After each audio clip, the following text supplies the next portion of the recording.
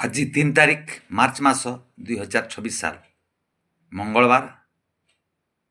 आज चंद्रग्रहण ग्रहण स्पर्शे स्नान मंत्र ओम स्वस्थान गम्यताम राहोत्यम जिताम सूर्य संगम कर्मचंडाल जोनेस्थ ममम पाप क्षयम कुरु।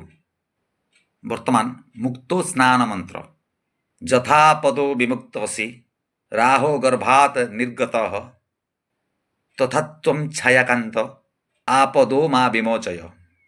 पौराणिक पृष्ठभूमि अमृत बंटन समयर कथा। देवता और असुरंक मध्यरे समुद्र मंथन परे जेतेबेले अमृत बाहरिला भगवान विष्णु मोहिनी रूप धारण पूर्वक से अमृत को बंटन करुथिले। गोटे असुर थिला तार ना हेउची सर्भानु। सेई सर्भानु असुरर छलना केमिति थिला। सेई असुर देवतांक बेशरे आसी देवता मानंक सहित बसी अमृत पान करी गले।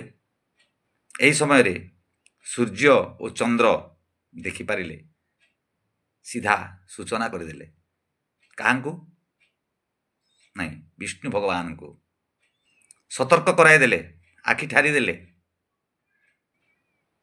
ताहा केमिति दुई भाग विभक्त हैला आसंतु जानिबा। भगवान विष्णु तांको सुदर्शन चक्र द्वारा सेही असुरर मस्तक छेदन कले किंतु अमृत पान करिबारु से अमर हो जाइथिला।